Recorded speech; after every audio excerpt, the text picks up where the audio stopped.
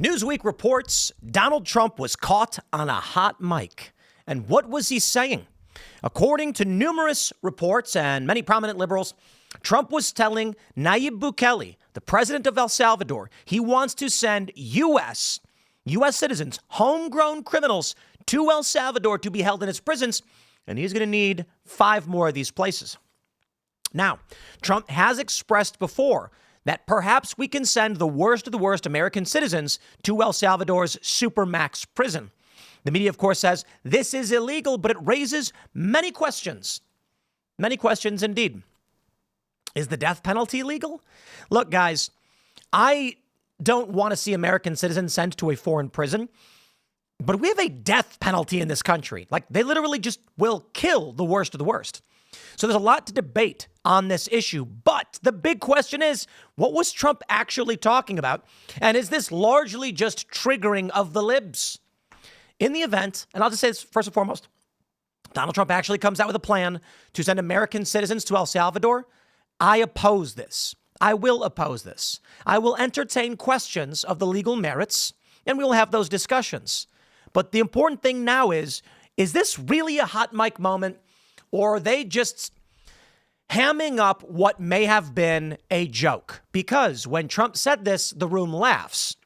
One potential scenario is that Donald Trump was saying something about how the media was reporting he wants to send American citizens. And Trump's response was, well, then if we're going to send the homegrowns, you're going to need 5 more of these places, huh? And the room laughs. Because maybe it was a joke. Now, I'm not going to pretend to know.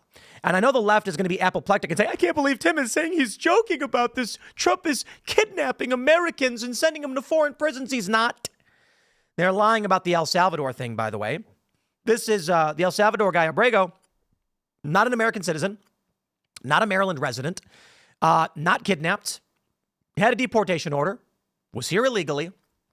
The only thing they're actually accusing Trump of that's legitimate is an administrative error over a deportation. But they're demanding that we take a citizen from his own country where he's been arrested and is in prison and get him out of prison and bring him back to the United States. These people are nuts. Well, here's a story from Newsweek. Donald Trump on hot mic talks arresting homegrowns. What to know? They say Trump was heard speaking of the possibility of jailing U.S. citizens in El Salvador with President Nayib Bukele. Bukele on Monday agreed to continue jailing immigrants removed from the U.S. as he was at the White House. His visit came after the U.S. Supreme Court ordered the administration to facilitate the return of Abrego Garcia. Now, this is a Maryland father. These people are despicable. But I digress. Facilitate the return of. It's important to understand what that means. Because the left is arguing Trump lost in court and was ordered to facilitate the return of Abrego Garcia. The Supreme Court actually ruled in a rather nuanced way. Nobody can direct the president to take foreign policy actions, and in the event Abrego Garcia seeks to return to the United States, they must facilitate that. Some have argued that's not the case. Some have argued that is the case, but the facilitation of return is just. Should the man be released from prison? Should he choose to come to the United States, Trump must bring him back. However, the man is currently in prison in El Salvador under their laws and their rules. Let's play the tape. And the important thing to understand, of course, is that this video clip is from Aaron Rupar. And those that are not familiar, the word Rupar has become, we pulled it up last night, but we'll get it for you. Okay, look at this, even Fox News wrote about it. Here we go. Rupar. Aaron Rupar is known for lying and taking things out of context and manipulating them. Urban Dictionary says Rupar is to lie with impunity, a brazen statement with a focus on misleading, usually with intention of a predetermined outcome. To Rupar is to purposely mislead, to intentionally and grossly mischaracterize a statement and or video. Interesting. And of course, this goes back to 2021. Now, here's the video. It's hard to hear exactly what was said. I'll play the video for you, and then you decide. Demanded the people wanted to change everything, and they wanted. He demanded. They love you. They love what you do. You know, I'm not feel supportive. I want him to do. You know, for homegrown criminals next. Yeah. I said homegrowns are next. The homegrowns built. You got to build about 5 more places. Yeah, that's fair. All right. It's not big enough. No, Yeah, come on. So this is a much different office than you. Interesting. Was Trump seriously telling the president of El Salvador he wants to send American citizens to his prison? Well, Trump has said it before. He was on the plane giving a press conference, as he does, because he talks to the press all the time, and he said that they were exploring the possibility of potentially sending the worst of the worst American citizens to El Salvador.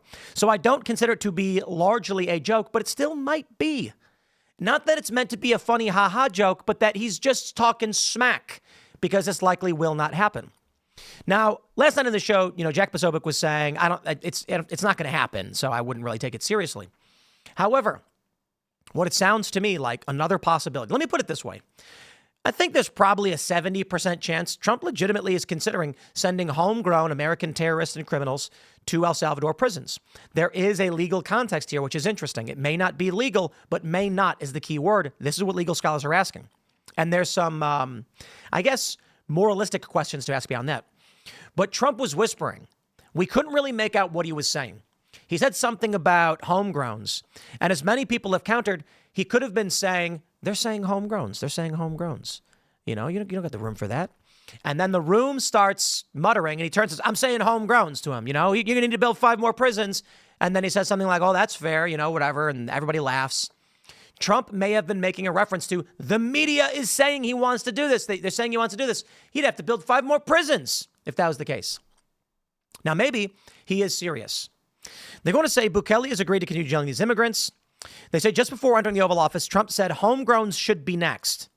The homegrowns, you got to build about 5 more places. It's not big enough. Quote, I just asked the presidents, it's this massive complex that he just built, jail complex. I said, can you build some more of them, please? As many as we can get out of our country, he told reporters.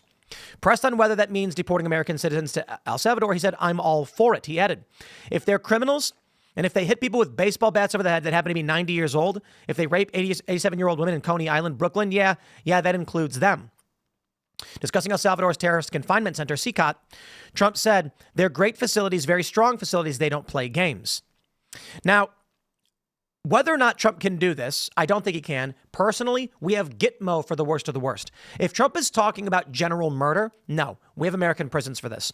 But if there's a question being raised about people born in America who work with criminal cartels and terrorist organizations, the question is, are we better off with Barack Obama drones striking children in civilian restaurants, which literally happened, or are we better off with apprehending the individuals and sending them to a foreign prison?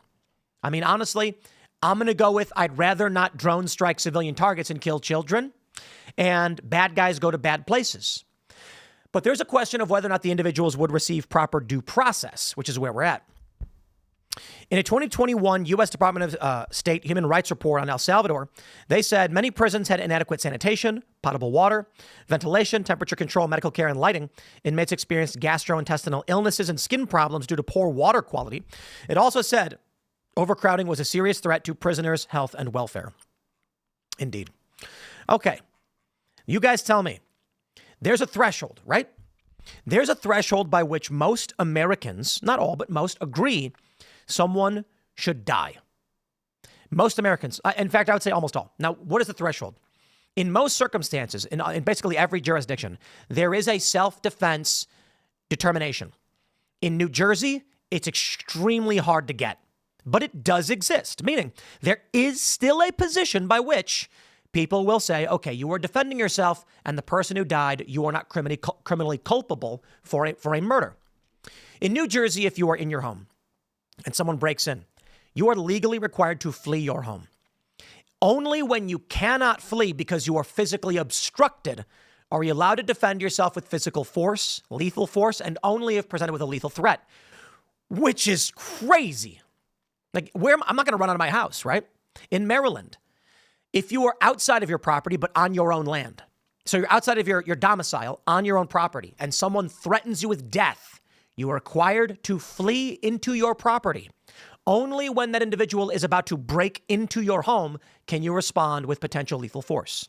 And then, of course, in West Virginia, if you are on your land, not even in a building, and you are presented with a deadly threat, you can respond with deadly force. So there's varying degrees based on, honestly, like how tightly urban your environment is. The more rural you are, it makes sense. If you're on a farm in West Virginia on 100 or 200 acres, you're not going to flee to your house. You'd never make it.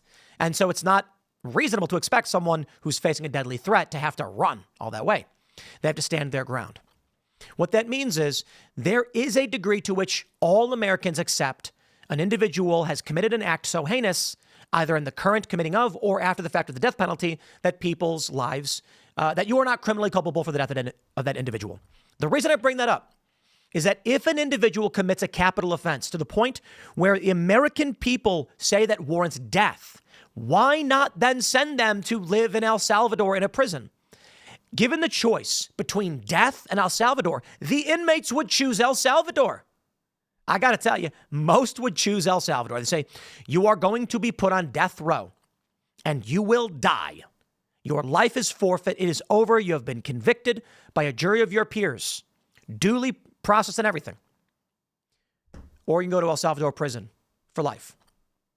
I mean, the conditions are bad. Maybe you'll die some other way, but I assure you, the majority of death row inmates would probably choose to go to El Salvador. And they say, at least I live. So that's an interesting question about what they say. You can't do it. It's illegal. Trump says he wants to imprison U.S. citizens in El Salvador. Yes, what if they're capital offenders on death row? So my question is for libs, for the liberals. Actually, I'll ask on X after I finish recording this. If the person is facing the death penalty, would you rather they be killed or sent to El Salvador?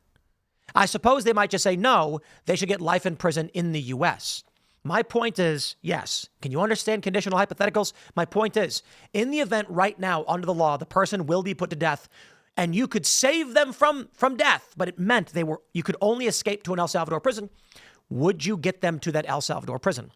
My point is, logically speaking, there are instances in which it does make sense to imprison somebody in El Salvador. That being said, I oppose it. I think the U.S. needs to take care of U.S. business. We have Guantanamo Bay. It's in Cuba, but we control the territory where Guantanamo Bay is. Okay? We're going to send the worst of the worst somewhere. We've got that place. There are certainly Supermax presidents of the United States that can hold these people too. So really, I don't know what the issue is for Donald Trump in wanting to send them to El Salvador, to be completely honest. Save money? I don't know. Prevent them from being released, I guess. But you tell me what you guys think. Smash the like button.